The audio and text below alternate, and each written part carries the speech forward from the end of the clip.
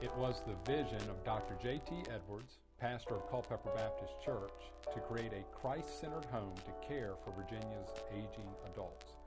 Dr. Edwards' dream was realized in 1945 when the Baptist General Association of Virginia voted to authorize the establishment of a new ministry for seniors, and LifeSpire of Virginia, an independent nonprofit corporation, was born.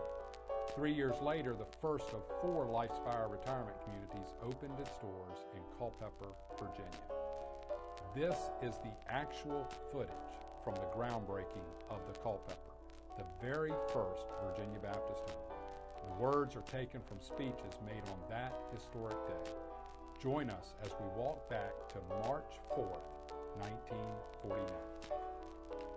It is certainly a privilege to share in this program today, about which we have dreamed, worked, and prayed would come for so many months. And today, I think that we all want to pay tribute to Mr. Johnson, Mr. Edwards, and Brother Caverly, and others who have worked so hard to make this day possible. I am glad that the Board of Trustees of our home have decided to go ahead with building now. For Baptists have the money if we can get them in a mood to give it.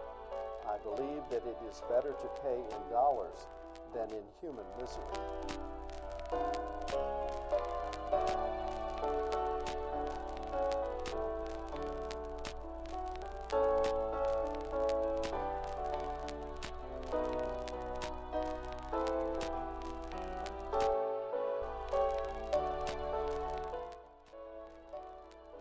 Virginia Baptists generally do about what they set out to do.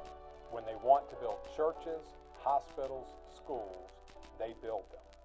When they get ready to pay for them, they set a date for a note-burning service, and the debt goes up in smoke to the surprise of all doubters.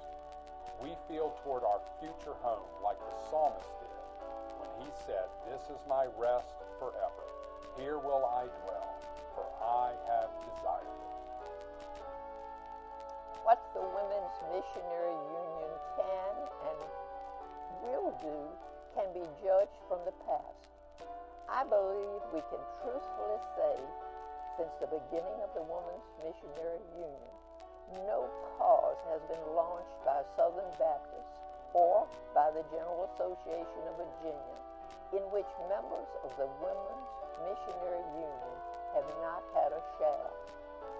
Through the years, they have shared in every effort to spread the kingdom of God from Virginia to the uttermost parts of the earth. Travel where you may, you will find evidences of the practical and effective cooperation of WMU in the cause of missions, whether you call it foreign missions, home missions, or state. Women's Missionary Union is conscious of her deep obligation to this section of the state for its part in the winning of religious liberty. Liberty which means more to womanhood than to any other group, perhaps. She wishes today to express her appreciation of that gift. Women's Missionary Union has a peculiar tenderness toward the very young and the very old. She realizes that those who will come to this home will be loved pastors and their wives, many devoted women who have pioneered and served through the years in the missionary societies of local Baptist churches. These heroes and heroines and the Virginia Baptist Home for the Aged will not look in vain to Women's Missionary Union for her prayerful support. We have passed by many milestones in the past 2 years that brings us to this place and to this momentous occasion. Not all of our people realize what difficulties we have had in ironing out the different opinions relative to the building of our home.